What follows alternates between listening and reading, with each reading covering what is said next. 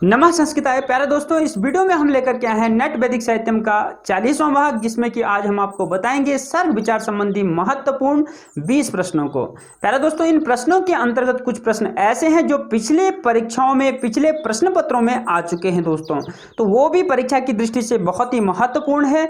और प्यारे दोस्तों, हम सर्ग विचार संबंधी 7 वीडियो बना चुके हैं, जिनमें हमने आपको विश्वकर्मा सूक्त, पुरुष सूक्त, नासदीय सूक्त, हिरण्यगर्भ सूक्त, इन चारों सूक्तों को आपको अच्छे से पढ़ाया है।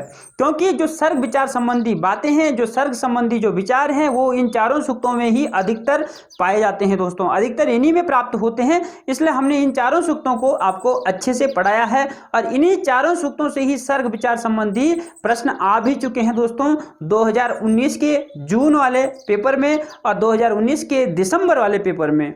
तो प्यारे दोस्तों, यदि आपने पहले वाली वीडियोस नहीं देखी है तो डिस्क्रिप्शन में उनका लिंक है, आप वहां जाकर के उनको अवश्य देखें दोस्तों। आज के जो 20 प्रश्न है दोस्तों, तो ये बहुत ही महत्वपूर्ण है सर्ग विचार संबंधी जो हमारा भाग है उसको पूर्ण करने के लिए, उसको पूरा करने के लिए, उसको अच्छे से समझने के लिए। तो चलिए दोस्तों, प्रारंभ करते हैं आज के इस महत्वपूर्ण भाग को।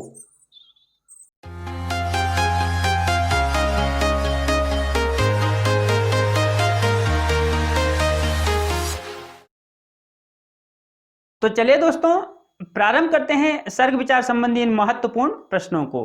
सर्ग विचार संबद्धाः महत्वपूर्ण प्रश्नः। तो कौन कौन से प्रश्न हैं, चलेंगे, प्रारंभ करेंगे पहले प्रश्न को। स जातो अत्यरिच्यत इत्यत्र सह पदेन कह गृह्यते। जुलाई 2018 का प्रश्न है कि स जातो अत्यरिच्यते एक मंत्र का अंश है, यहां स पद से किसका ग्रहण किया जाता है? इंद्रः पुरुषः प्रजापति ही विष्णु। इंद्र का होगा या पुरुष का होगा, प्रजापति का होगा अथवा विष्णु का होगा। तो सह से यहां पर जिसका ग्रहण होगा दोस्तों वो है पुरुष, पुरुष का, क्योंकि ये जो मंत्रांश है, ये मंत्र का जो अंश है यह पुरुष सूक्त का है। स जातो अत्यरिच्यत पश्चात भूमि मथो पुरः। तो हमने पुरुष सूक्त अभी ही हाल ही में आपको पढ़ाया है दोस्तों। यदि आपको उसकी वीडियो देखनी है तो डिस्क्रिप्शन में लिंक है, वहां जाकर के आप पुरुष सूक्त को अच्छे से समझ सकते हैं दोस्तों। सर्ग विचार के अनुसार ही हमने पुरुष सूक्त को वहां पढ़ाया है। तो पुरुष के लिए यहां ये कहा गया है दोस्तों, जुलाई 2018 का है। और आगे चलते हैं। हिरण्यगर्भ सूक्तम ऋग्वेद से कस्मिन मंडले आयाति। नवंबर 2017 का हिरण्यगर्भ सूक्त ऋग्वेद के कौन से मंडल में आता है? प्रथमे, अष्टमे, नवमें, 10वें। प्रथम मंडल में, 8वें में, 9वें में, 10वें में। तो प्यारे दोस्तों, जो हिरण्यगर्भ सूक्त है ये 10वें मंडल में आता है। ये भी हमने हाल ही में आपको पढ़ाया है। हिरण्यगर्भ सूक्त 10वें मंडल का 121वां सूक्त है दोस्तों, हिरण्यगर्भ सूक्त। और उसके बाद जो महत्वपूर्ण सर्ग विचार संबंधी है वो है नासदीय सूक्त, जो 129वां है दोस्तों। तो ये आपका 10वें मंडल में आता है दोस्तों। तो चलेंगे और आगे दोस्तों। पुरुषः इति पदस्य निर्वचने किम नास्ति। पुरुष के निर्वचन में क्या नहीं है? यास्काचार्य जी के अनुसार हम यहाँ पर कहेंगे, क्योंकि हमने अभी पुरुष सूक्त आपको पढ़ाया, उसमें भी हमने पुरुष की निरुक्ति बताई आपको, किस किस में, छांदोग्य उसमें कैसा है, तैत्तिरीय उपनिषद में क्या है, शतपथ ब्राह्मण में क्या है, ये हमने आपको बताया दोस्तों। पुरुष की भी जो निरुक्ति है वो भी आपको पुरुष सूक्त जहां हमने पढ़ाया है वही मिल जाएगा। तो पुरुषादः पुरुषः परुषः, सॉरी दोस्तों, परुषः पुरुषयः पूरयते। तो हम अभी यास्काचार्य जी के ही अनुसार यहाँ पर चल रहे हैं। तो यहाँ पर पुरुषादः नहीं है दोस्तों, यहाँ पर पुरुषादः है, ऐसा है, पुरुषादः है, तो ये भी सही है। परुषः नहीं है, तो इसका आंसर जो होगा वो परुष होगा, क्योंकि ये निर्वचन में नहीं है। तो पुरुषादः, पुरी अर्थात इस शरीर में बैठने वाला वह कौन है? पुरुष है। दूसरा पुरुषयः, पुरी अर्थात शरीर में सोने वाला वो भी पुरुष है। पूर्यते है, जो पूरे संपूर्ण विश्व को पूर्ण करता है वह पुरुष है परमात्मा के रूप में। तो ये 3 प्रकार की निरुक्ति है। चौथा जो परुष है ये निरुक्ति में नहीं है, तो इसका आंसर ये दूसरा वाला होगा दोस्तों। उसके बाद चलते हैं दोस्तों और आगे। यदि आपको निरुक्ति को भी अच्छे से समझना है दोस्तों कि यास्काचार्य जी ने किस प्रकार से निरुक्ति की थी, निर्वचन किस प्रकार से किया, तो उसकी भी वीडियो है, आप उनको भी देख सकते हैं दोस्तों। चलिए चलते हैं प्रश्न नंबर 4 में। ऋग्वेदीय नासदीय सूक्तस्य 10वें मंडल का 129वां ऋषि है, ऋषि रस्ते, कि ऋग्वेद के 10वें मंडल का 129वां ऋषि कौन है? अर्थात नासदीय सूक्त जो 129वां उसके ऋषि है। तो ये 2016 का पेपर है दोस्तों, जुलाई का। प्रजापति परमेष्टि सुकीर्ति काक्षीवतः, कहीं कहीं पे कुक्षीवतः भी आता है। यज्ञ प्राजापत्य कुलमल बहिर्सह बरिहिसह। तो यहाँ पर देखेंगे ये जुलाई 2016 का है दोस्तों, तो प्रजापति ही परमेष्टि इसका आंसर होगा। नासदीय सूक्त के जो ऋषि हैं वो प्रजापति ही परमेष्टि है, त्रिष्टुपुच में छंद है दोस्तों। जैसा कि हमने नासदीय सूक्त आपको पढ़ाया, उसमें हमने सब कुछ बता दिया था, तो उसको भी आप देख सकते हैं दोस्तों। तो यज्ञ प्राजापत्य जो है दोस्तों, यह प्राजापत्य जो है प्रजापति का पुत्र, यह आपकी जो है कहाँ मिलेगा आपको, यह हिरण्यगर्भ सूक्त में मिलेगा दोस्तों, हिरण्यगर्भ सूक्त में मिलेगा। उसके ऋषि जो हैं वो हिरण्यगर्भ प्राजापत्य है, प्रजापति के पुत्र है, वो भी हमने हिरण्यगर्भ सूक्त में आपको बता दिया था दोस्तों। तो चलते हैं और आगे। प्रश्न नंबर 5 में सृष्टि उत्पत्ति विषयकम सूक्तम अस्ति ऋग्वेदे। सृष्टि उत्पत्ति विषयक सूक्त है ऋग्वेद में, 2016 का प्रश्न है, जुलाई का ही। तो पुरुष सूक्त है, अग्नि सूक्त है, इंद्र सूक्त है, वाक सूक्त है। तो यदि आप मेरी वीडियो लगातार देख रहे हैं दोस्तों, तो आपको तुरंत पता चल जाएगा कि कौन सा सूक्त जो है सृष्टि उत्पत्ति विषयक है। तो पहला ही है पुरुष सूक्त, सृष्टि उत्पत्ति विषयक है। विश्वकर्मा सूक्त सृष्टि उत्पत्ति विषयक है, और नासदीय सूक्त है, हिरण्यगर्भ सूक्त है। ये चारों सूक्त क्या है, सृष्टि उत्पत्ति विषयक है। तो ये पहला इसका आंसर होगा। चलते हैं दोस्तों छठे प्रश्न में। छठा प्रश्न, ऋग्वेदीय पुरुष सूक्ते कति मंत्राः सन्ति। जून 2014 का, कई बार आ भी चुका है, 25 कोड में भी आता है, 73 में तो खैर दोस्तों बहुत डीपली पूछा जाता है।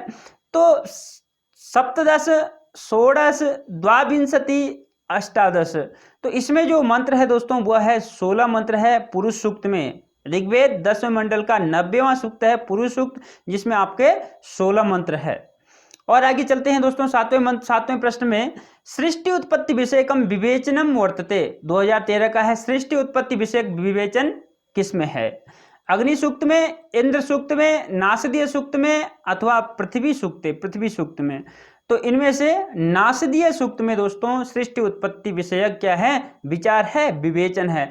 तो नासदीय सूक्त हमने आपको पढ़ाया ही है, क्या क्या विवेचन है ये आप जानते ही हैं। तो चलिए दोस्तों, ये आपके 7 प्रश्न हुए। 8वें प्रश्न में चलते हैं। पक्का दोस्तों ये आप लिख के ले लें कि आपके इनमें से ही प्रश्न आएगा, अगर सर्ग विचार संबंधी आएगा और इन चारों सूक्तों से आएगा जो कि हमने आपको बताया है, तो आप पक्का उनको आसानी से सॉल्व कर लेंगे। तो 8वां प्रश्न है, सप्तास्यासन परिधय स्त्री सप्त समिधः कृताः। सप्त अस्य आसन परिधयः त्रिः। अस्य मंत्रस्य ऋषि अस्ति। इस मंत्र के ऋषि कौन है? तो सबसे पहले हमें ये पता होना चाहिए कि ये मंत्र कहाँ से है, तभी जाके हम ऋषि के बारे में भी बता सकते हैं दोस्तों। तो ये मंत्र जो है आपके पुरुष सूक्त से है, तो इसके ऋषि है नारायण ऋषि। इसके ऋषि है नारायण ऋषि है। पुरुषो देवता, पुरुष देवता है। कर्णवह, मेधातिथि और अंगिरा ये इसके आंसर में नहीं है दोस्तों। तो नारायण इसके ऋषि है, तो उत्तर जो होगा वो आपका नारायण होगा। तो सप्त अस्य आसन परिधय, इस सृष्टि की जब रचना भगवान पुरुष ने की थी, यज्ञ पुरुष से जब हुई थी, देवों ने जब उसकी तैयारी शुरू कर दी थी, तो उस समय जो है उन्होंने इस सृष्टि की यज्ञ के लिए कितनी 7 परिधियां बनाई थी, और त्रिसप्तः अर्थात त्रिगुणितम सप्त, 3 गुना करके 7 से 21 उसके समिधाएं योजित की थी। तो ये इसका अर्थ है, पुरुष सूक्त से लिया गया है दोस्तों। चलते हैं 9वें प्रश्न में दोस्तों। तो 9वां प्रश्न है, हिरण्यगर्भ सूक्त से किम छंदः। हिरण्यगर्भ सूक्त का छंद क्या है? दिसंबर 2013 का है। तो हिरण्यगर्भ सूक्त का है आरसी निश्चित छंदः, आसुरी गायत्री छंदः, या त्रिष्टुप छंदः, या पंक्ति ही। तो यहाँ आरसी जो है निश्चित, आसुरी गायत्री के ही भेद है दोस्तों, लेकिन इसका जो छंद है हिरण्यगर्भ का वो है आपका त्रिष्टुप छंद है। हमें छंदों की भी एक वीडियो है दोस्तों, जिसमें हमने क्रमशः बताया आपका कि गायत्री, अनुष्टुप, बृहति, पंक्ति, त्रिष्टुप, इन सभी में जो है क्रमशः 4-4 अक्षरों का क्रम है। 4-4 अक्षर बढ़ते रहते हैं, जिससे हमें पता चल जाता है कि किस छंद में कितने अक्षर होते हैं। तो यहाँ पर त्रिष्टुप छंद हिरण्यगर्भ में होगा दोस्तों। छंदों को भी यदि अच्छे ढंग से समझना है तो छंद की एक मैंने वीडियो बनाई दोस्तों, जिसमें मैंने जितने छंद हमारे सिलेबस में है सभी को बता रखा है। तो चलते हैं दोस्तों 10वें प्रश्न में। 10वां प्रश्न है हिरण्यगर्भ इति पदेन अभिधीयते, हिरण्यगर्भ नाम से जाना जाता है। कौन? ये दिसंबर 2012 का है दोस्तों। रुद्रः, इंद्रः, वरुणः, प्रजापति ही। तो कौन जाना जाता है हिरण्यगर्भ नाम से? तो हिरण्यगर्भ नाम से प्रजापति जाने जाते हैं दोस्तों, जो कि हिरण्यगर्भ सूक्त में ही कहा गया है। तो हिरण्यगर्भ अर्थात हिरण्यमय गर्भ से, सोने के गर्भ से, सोने के अंडे से जो पैदा हुए वो थे प्रजापति हिरण्यगर्भ। तो ये हिरण्यगर्भ सूक्त में ही कहा गया है दोस्तों। तो ये यहाँ पर इसका जो उत्तर होगा वो होगा प्रजापति ही। और आगे चलेंगे 11वें प्रश्न में, अधस्तनेषु केन सह कस्य संबंधः समुचितां तालिकां चिनुत, नीचे दिए गए में से किसका संबंध किसके साथ है उसकी समुचित तालिका चुनिए। तो दिसंबर 2019 का है दोस्तों, ध्यान रखिए, इसी तरह जो है प्रश्न आएंगे भी। तो चलिए इसको मैच करते हैं। कस्मै देवाय हविखा विदेम, अभी हमने जस्ट ये आपको पढ़ाया है दोस्तों, ये हिरण्यगर्भ सूक्त का है। तो हिरण्यगर्भ सूक्त का कस्मै देवाय हविखा विदेम का नाम जो कौन? हिरण्यगर्भ प्रजापति है, का नाम प्रजापति, उसकी उस देव की हम हविखा से क्या करते हैं? अर्चना करते हैं, पूजा करते हैं, हवि से, हवन सामग्री से। तो ये हमने अभी हिरण्यगर्भ सूक्त में हाल में ही आपको बताया था। तो ये हिरण्यगर्भ सूक्त का है। कामस्तदग्रे समवर्तत, ये तो हमने जस्ट ही पढ़ाया दोस्तों। तो नासदीय सूक्त का है। सबसे पहले भगवान के मन में जो है कामना उत्पन्न हुई थी सृष्टि रचने की। तो यहाँ पर जो है नासदीय सूक्त का है। तस्मात् विराट जायत विराजो अधिपुरुषः, तो ये पुरुष सूक्त का है दोस्तों। इसके लिए आपको पिछली वीडियो देखनी पड़ेगी समझने के लिए दोस्तों। स्वर्गे लोके च भयम किंचनास्ति, यह कठोपनिषद का है दोस्तों। तो चलिए ये इस तरीके से आपका ये मैच हो गया, हमने केवल यहाँ पर मैच किया है दोस्तों। और आगे चलेंगे 12वें प्रश्न में। 12वें प्रश्न में क्या कह रहे हैं दोस्तों? मंत्र है आपो हयत बृहतिर्विश्वमायन गर्भम दधाना जनयन्तीरग्निम ततो देवानां समवर्तता सुरेकः कस्मै देवाय हविखा विदेम, यह भी आपका हिरण्यगर्भ सूक्त का ही है। तो मंत्रे अस्मिन् बृहति इत्यस्य विशेष्य पदम किम अस्ति, तो बृहति का विशेष्य पद यहाँ पर क्या होगा जिसके लिए बृहति का यूज प्रयोग हुआ है? तो आपो हयत बृहतिर्विश्वमायन, मैंने अच्छे ढंग से आपको समझाया था इस मंत्र का अर्थ कि जल ही था जो सृष्टि के आरंभ में पूरे विश्व को जिसने आच्छादित कर रखा था। तो यहाँ पर जो है बृहत आपः, तो आपके लिए, जल के लिए यहाँ पर बृहत जो विशेषण है उसका प्रयोग हुआ है दोस्तों। तो यहाँ पर आएगा आपः, इसका जो उत्तर होगा वो होगा ख वाला आपः। विश्वम भी नहीं होगा, अग्निम भी नहीं होगा और गर्भम भी नहीं होगा, इसका उत्तर होगा आपः। और आगे चलते हैं दोस्तों तीसरे वाले प्रश्न में। ऋग्वेदस्य कस्मिन् मंडले सर्ग विषयक विचारों मुख्यतया प्राप्यते, जून 2019 का है, ये दिसंबर 2019 का था, ये जून 2019 का है दोस्तों। तो ऋग्वेद के किस मंडल में सर्ग विषयक विचार मुख्य रूप से प्राप्त होते हैं? तो षष्ठे मंडले, सप्तमे, नवमे अथवा 10वें। तो 10वें मंडल में इसका जो उत्तर होगा दोस्तों, 10वें मंडल में मुख्य रूप से सर्ग विचार संबंधी कई सारी बातें हैं जो 10वें मंडल में पाई जाती है। जैसा कि हमने आपको 4 सूक्त बताए, वो चारों सूक्त 10वें ही मंडल के हैं। तो 10वें मंडल में सर्ग विषयक विचार, सर्ग विषयक जो विचार हैं वो मुख्य रूप से पाए जाते हैं दोस्तों। और आगे चलेंगे 14वें प्रश्न में। अस्मिन् सूक्ते सर्ग विषयक विचारो नास्ति, इस सूक्त में सर्ग विषयक विचार नहीं है। तो किस सूक्त में नहीं है? पुरुष सूक्त में, वाक सूक्ते, हिरण्यगर्भ सूक्ते, नासदीय सूक्ते। तो आपको पता ही होगा दोस्तों 4 सूक्त जो हमने आपको बताया जो सर्ग विषयक थे, तो उनमें वाक सूक्त नहीं आता है। तो वाक सूक्त इसका आंसर होगा। वाक सूक्त में सर्ग विषयक विचार नहीं है, इन तीनों में ही है। और साथ जो है और जो है वो कौन सा है दोस्तों? विश्वकर्मा सूक्त, उसमें भी है। अब 15वें प्रश्न में चलते हैं। विश्वकर्मा सूक्ते विश्वकर्मा कई द्यावा भूमि अजनयत, विश्वकर्मा सूक्त में विश्वकर्मा जी ने किसके द्वारा या किनके द्वारा द्यावा भूमि की रचना की? तो बाहुभ्याम पतत्रही, बाहुओं और पादों के द्वारा, चक्षुषा पतत्रही, आंखों और पादों के द्वारा, मुखेन पतत्रही, मुख और पादों के द्वारा, सर्वैरेव या सभी के द्वारा। तो यहां पर जो उत्तर होगा दोस्तों वो होगा बाहुभ्याम पतत्रय। बाहु और पादों से उन्होंने क्या की? द्यावार भूमि की रचना की। बाहुओं से उन्होंने, अपनी भुजाओं से उन्होंने आकाश की, अंतरिक्ष की रचना की और पादों से उन्होंने भूमि की रचना की। किसने? विश्वकर्मा देव ने। ये विश्वकर्मा सूक्त में बताया गया है दोस्तों, जिसको हमने आपको अच्छे से पढ़ाया भी है। और आगे चलेंगे, वाचस्पति 16वें प्रश्न में, वाचस्पति उच्यते, वाचस्पति ही कहलाता है। इंद्र, अग्नि ही, विश्वकर्मा, वरुण। तो इनमें जो विश्वकर्मा है दोस्तों वह वाचस्पति कहलाता है। वाचस्पतिम मनोजुवम, तो ऐसा मंत्र में आया है विश्वकर्मा सूक्त में, तो वहां वाचस्पति जो है विश्वकर्मा को कहा जाता है दोस्तों। चलिए और आगे चलते हैं 17वें मंत्र में, ब्राह्मणस्य मुखमासीत् बाहुराजन्यः कृतः इत्यत्र अस्य इति पदेन अभिधीयते। ये मंत्र बहुतों ने पढ़ा होगा दोस्तों, क्योंकि ये पुरुष सूक्त का है। तो इसमें अस्य पद से कौन जाना जाता है? ब्रह्मा, यज्ञ पुरुषः, विष्णु या रुद्रः। तो यहाँ अस्य पद से जो है यज्ञ पुरुष जाना जाता है दोस्तों। यह पुरुष सूक्त का है। ब्राह्मणों अस्य मुखमासीत्, यज्ञ पुरुष से ही के मुख से ही जो है ब्राह्मणों की उत्पत्ति हुई थी। बाहु से राजन्य क्षत्रियों की उत्पत्ति हुई थी, वैश्यों की उत्पत्ति हुई थी, और पैरों से जो है शूद्रों की उत्पत्ति हुई थी। तो पूरा मंत्र जो है, ब्राह्मणों से मुखमासीत् बाहुराजन्यः कृतः ऊरु तद्वैश्यः जदवैश्यः ऊरु तदस्य जदवैश्यः पदव्यां शूद्रो अजायत। तो पैरों से जो है उनकी शूद्रों की जो है क्या की थी? उन्होंने उत्पत्ति की थी। किसने? यज्ञ पुरुष ने। तो इसका आंसर होगा ख वाला। 18 में चलते हैं, हिरण्यगर्भः समर्थताग्रे भूतस्य जातः पतिरेक आसीत् इत्यत्र पतिरेकः अस्ति। इस मंत्र में पतिरेक कौन है?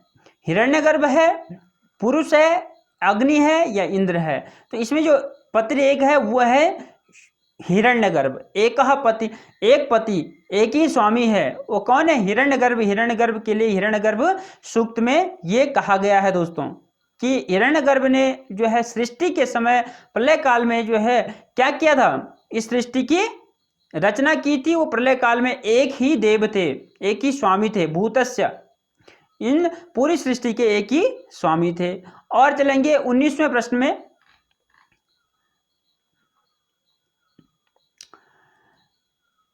तम आसीत् तमसा गूढ़हम अग्रे प्रकेतम सलिलम सर्वमाइदम, अर्थात इत्यत्र अग्रे इत्यनेन ज्ञायते। इसमें जो है, इस मंत्र में अग्रे इस पद से कौन जाना जाता है? प्रथमे, इससे हमें जाना जाता है क्या? इसका यदि हम अर्थ भी बताएं तो इसका मतलब प्रथमे है या तदंतर है या प्रलयकाले है या ग्रासे है। अग्रे का मतलब, तो अग्रे का मतलब जो है दोस्तों यहाँ पर वो है आपका प्रलय काल में। अर्थात इसका जो अर्थ है, यह तम आसीत तमसा, ये हमने जो है नासदीय सूक्त में आपको पढ़ाया था कि सबसे पहले अंधकार था, अंधकार से पूरा विश्व जो है क्या था? आच्छादित था। तो अग्रे यहां पर आएगा कि अग्रे आसीत, अग्रे अर्थात इस सृष्टि काल से पूर्व जो प्रलय काल था। तो यहां पर जो आंसर आएगा वो आएगा आपका प्रलय काल। अग्रे का मतलब यहां पर होगा प्रलय काल। तो ना तो प्रथमे होगा पहला, ना उसके बाद, न ग्रासे, ग्रास होगा, ये तीनों नहीं होंगे। प्रलय काल यहां पर अग्रे का अर्थ होगा। तो अब चलते हैं 20वें प्रश्न में, न मृत्युरासीत् अमृतम न तरहि इति मंत्रांशो विद्यते। यह मंत्रांश कहाँ है? मंत्र का एक अंश है दोस्तों, पूरा मंत्र नहीं है। तो यह कहाँ है? हिरण्यगर्भ सूक्त में है, वाक सूक्त में है, उषा सूक्त में है या अग्नि सूक्त में है दोस्तों। तो इनमें से किसी भी सूक्त में ये है नहीं दोस्तों। यहाँ हिरण्यगर्भ सूक्त की जगह पे नासदीय सूक्त आना था। तो ये जो मंत्र अंश है यह नासदीय सूक्त में है दोस्तों। न मृत्यु आसीत् अमृतम न तरहि। उस समय, जिस समय सृष्टि काल था, प्रलय काल था, सृष्टि काल से पूर्व प्रलय काल था, उस समय कुछ भी नहीं था, न ही मृत्यु थी, न अमृतत्व था या अमृतत्व था, कुछ भी उस समय नहीं था। ये नासदीय सूक्त में कहा गया है दोस्तों। तो इसका जो उत्तर होगा वह नासदीय सूक्त होगा। इन चारों में से कोई नहीं होगा दोस्तों। यहां पर हो सकता है कि मिसप्रिंट हो। तो यह जो मंत्रांश है यह नासदीय सूक्त से लिया गया है दोस्तों। तो प्यारे दोस्तों, आज हमने आपको 20 महत्वपूर्ण प्रश्नों को बताया जो कि परीक्षा की दृष्टि से बहुत ही महत्वपूर्ण है दोस्तों। यदि आपको इनको और अच्छे से समझना है दोस्तों, तो आप जरूर पिछली वीडियोज को देखें जो हमने सर्ग विचार संबंधी बना रखी है दोस्तों। तो चलिए दोस्तों, आज की वीडियो को यहीं पर विराम देते हैं। मिलते हैं दूसरी वीडियो में दूसरे भाग के साथ। तब तक के लिए नमस्कार, धन्यवाद।